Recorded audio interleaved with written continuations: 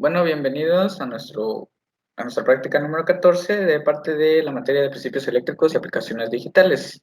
Dentro del equipo estamos Avendaño Mancilla Ángel Omar, Limaco Ruiz Manuel de Jesús, Farfán Arriaga José Luis y Landeta Esteba Eleazar. Por primera parte pasará mi compañero Avendaño Mancilla Ángel Omar a explicar el punto 1.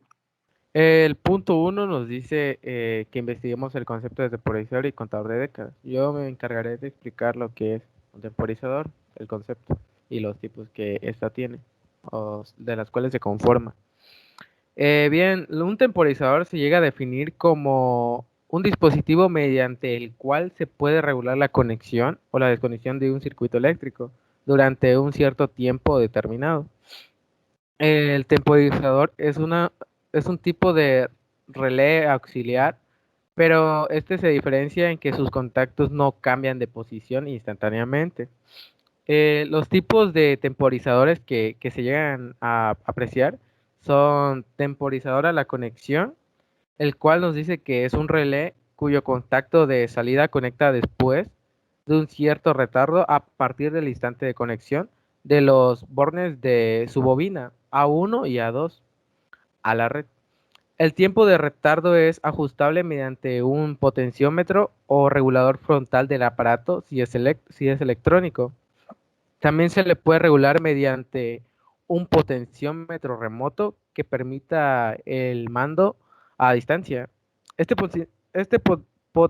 potenciómetro se conecta a los botones con las letras Z1 y Z2 y no puede aplicarse a los relés de los contactos. Por otro lado, tenemos lo que es el temporizador térmico. Los temporizadores térmicos actúan por calentamiento de una lámina bimetálica. El tiempo viene determinado por el curvado de la lámina. Consta de un transformador cuyo primario se conecta a la red, pero el secundario, que tiene pocas espiras y está conectado en serie con una lámina bimetálica. Siempre tiene que estar en cortocircuito para producir el calentamiento de dicha lámina. Por lo que cuando se realiza la temporización, se tiene que desconectar el primario y que éste deje de funcionar. Por otra parte, tenemos lo que es el temporizador de temporizadores neumáticos. El funcionamiento del temporizador neumático se basa en la acción de un fuelle que comprime al ser accionado por el electroimán del relé. Al tender el fuelle a ocupar su posición de reposo, la hace lentamente, ya que el aire ha de entrar por un pequeño orificio que éste tiene, que al variar de tamaño cambia el tiempo de recuperación del fuelle y por lo tanto la vaporización que ésta tiene. Por otra parte, tenemos también lo que es el otro tipo de temporizador que son temporizadores eléctricos. El principio básico de este tipo de temporizador es la carga o descarga de un condensador mediante una resistencia. Por lo general se emplean condensadores electrolíticos, mejor dicho, siempre que su resistencia de aislamiento sea mayor que la resistencia de descarga. En caso contrario, el condensador se descarga a través de insuficiente resistencia de aislamiento. Por otra parte, tenemos lo que es temporizadores magnéticos. La temporización magnética se consigue ensartando en el núcleo magnético del relé un tubo de cobre. Este tubo puede llegar a tener el espesor de algunos milímetros y rodear al núcleo en toda su longitud, constituyendo una camisa, o bien puede ser de un diámetro igual a la base del carrete de la bobina y una longitud limitada. Y en este caso se llama manguito. El manguito puede ser fijado delante, es decir, en la parte de la armadura o detrás, es decir, en la parte opuesta de la armadura. En ambos casos, como se verá enseguida, los efectos de retardo serán distintos. Tenemos también el tipo de temporizador de motor sincrónico. Este tipo de temporizador actúa por medio de un mecanismo de relojería accionado por un pequeño motor con embrague electromagnético. Al cabo de cierto tiempo de funcionamiento entra en acción el embrague y esta produce la apertura o cierre del circuito. También tenemos el temporizador a la desconexión. Cuando el temporizador deja de recibir tensión y al cabo de un tiempo conmuta los contactos, se denomina temporizador a la desconexión. Este es un relé cuyo contacto de salida conecta instantáneamente al aplicar la tensión de alimentación en los bordes de la bobina. Al quedar sin alimentación, el relé llega a permanecer conectado durante el tiempo ajustado por el potenciómetro frontal o remoto, desconectándose al final de dicho lapso. Bien. Las partes de un temporizador. Bien. Las partes de un temporizador está constituido con piezas totalmente diferentes, ya que no tienen la misma estructura o construcción, ni principio de funcionamiento. Como por ejemplo, un temporizador mecánico está constituido por lo que son resortes y engranajes, mientras que un electrónico está compuesto por capacitores y resistencias, circuitos integrados, etcétera, ¿no? Aunque a pesar de esto, todos los temporizadores funcionan bajo el mismo principio, y este es el de contabilizar un tiempo y cambiar de posición sus contactos. Antes de entrar a lo que son los contadores, vamos a dar una pequeña definición de lo que es un contador. Bueno, ¿qué es un contador? Un contador lo podemos definir como un circuito en el cual las salidas siguen una frecuencia fija que cuando acaba vuelve a empezar. O también se le puede decir de otra manera que son circuitos que reciben sus datos en forma serial, ordenados en distintos intervalos de tiempo. ¿Cuáles son las dos características que distinguen a un contador? La primera es que los pulsos de entrada pueden ser pulsos de reloj u originarse en una fuente externa y pueden ocurrir a intervalos de tiempos fijos o aleatorios. Y la segunda es que el número de salidas limita el máximo número que en este se puede contar. Ahora pasaremos con el contador de décadas. Bueno, el contador de décadas es uno de los más utilizados. Este está construido en base a 4 flip-flops JK y una puerta NAND, la cual pone en cero los flip-flops al llegar la cuenta máxima, que en binario vendría siendo un 10-10, tomando en cuenta de 2 en 2 dígitos. Como se sabe, un contador de 4 bits llega a una cuenta máxima binaria de 1111, que equivale al número 16 en decimal, por lo que la puerta NAND debe activarse inmediatamente después de que la cuenta 1001 o 9 en decimal para que el contador sea mod 10. Entonces, como la cuenta inmediatamente después del número binario 1001 es 1010, entonces se conectan las entradas de la puerta NAND a las salidas de FF2, QB y FF4, QD, que al mandar los unos a las entradas de la NAND, la activan enviando un pulso a las entradas de reset, borrado, que viene siendo borrado clear en inglés, de los flip-flops, colocándolos en ceros y inicializando la cuenta.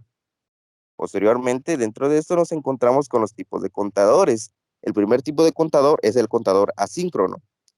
Bueno, ¿y qué es un contador asíncrono? Es aquel contador en donde las salidas de cada flip-flop sirven de entrada CP para disparar otro flip-flop. El primer biestable tendrá una entrada de tipo asíncrono, es decir, que se, que se asentará de forma aleatoria y cuando lo haga el circuito realizará una cuenta. El resto del tiempo los flip-flops no cambiarán su estado presente.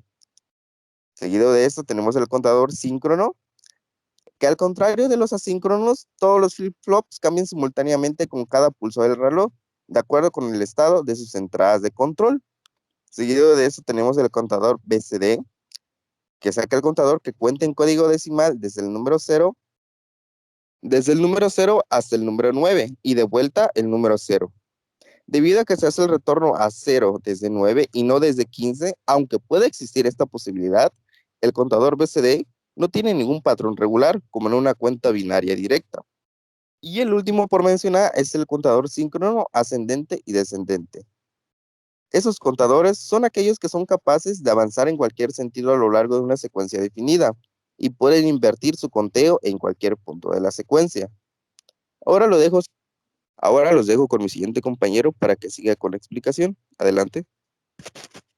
Bien, ahora pasaremos a resolver los mapas de Carnot. Lo que nos dice la práctica, que es con respecto a la práctica 2, a la tabla 2.4, que es nuestra tabla de verdad, que en base a esta tabla nosotros resolvamos el circuito para todas las funciones y así nos den los resultados de los semáforos en rojo, verde y amarillo. Y si nos damos cuenta en la tabla de verdad nos indica cuándo va a estar prendido el LED verde, el LED amarillo, el LED rojo. Y igualmente para el LED verde primo, que es como el siguiente semáforo, el semáforo número 2 del amarillo también, y del semáforo número 2 en rojo. Entonces, tomamos esta tabla de verdad y lo que hacemos es meter a cada uno de las columnas, que sea verde, amarillo y rojo, metemos a todas estas y las metemos a un mapa de Carnot. En el mapa de Carnot lo que hacemos es que tenemos que reducirla y la reducción de la función verde, del LED cuando se va a hacer verde, entonces queda como A negada por B negada. Luego la función reducida cuando es en amarillo quedaría como B sin negación, C negada por D negada, ¿ok? Ya luego sería para la función en rojo, sería A más B por C más D. ¿Ok? Y ahora dice que en el punto número B resolvamos para rojo primo, amarillo primo y verde primo. De la tabla 2.4 como lo hicimos en el censo A, o sea, anteriormente, simplemente tomamos a la misma función, pero en verde le metemos un mapa de Carnot, la reducimos y la reducción nos quedaría como A por D negada más B por C más D. ¿Ok? Y para el amarillo quedaría como A por D y para el rojo pues quedaría como A negada por B negada más A negada por C negada por D negada. Y esto sería todo por el punto número 2. Y ahora pasaría a mi compañero Eleazar a explicar cómo lo realizamos en Proteus. Bueno, ahora continuaremos con lo que es el Proteus. En la parte inicial empezamos con una frecuencia de 1 Hz y que entrenamos con el componente que es el 74LS192. Este es para obtener unas frecuencias conforme a lo que le estamos proporcionando y así que para que se vaya directamente a lo demás del circuito, ¿no? En el lado derecho tenemos el 74LS74, que es simplemente para conectar con el dispositivo para dar los números o el tiempo, en este caso los segundos que va a marcar en cuanto al cambio de colores que va a tener el semáforo.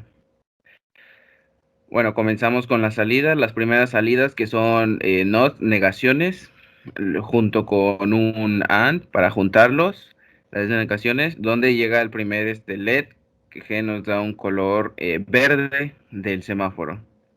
El segundo ocurriría lo mismo, la misma función, la diferencia es que estas dos negaciones van junto a otro AND para que nos dé el siguiente sentido, que sería el color amarillo en cuanto al semáforo. Y por último, sería, ya no estaríamos negando, sino sería un ingreso directamente a un AND para que nos dé lo que es el color rojo. Este va ligado a un OR para que nos proporcione lo que es el último color, que es el rojo, ¿no?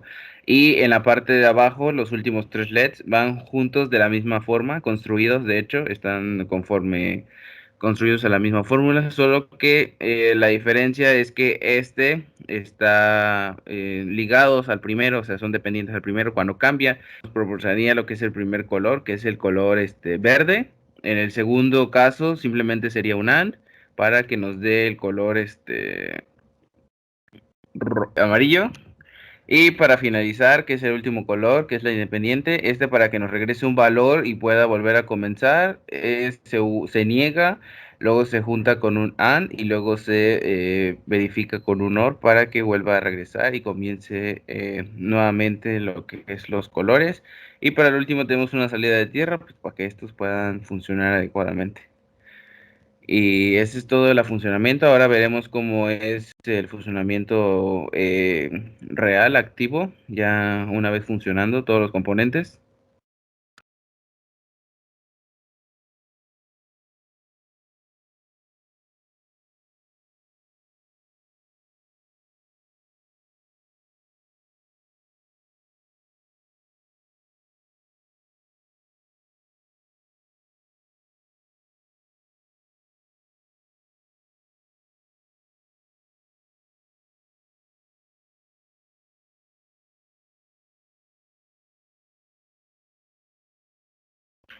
Ahora pasaremos a lo que es el mismo circuito, pero proyectado en un protoboard, que eso lo dirá mi compañero Farfán Arriagas.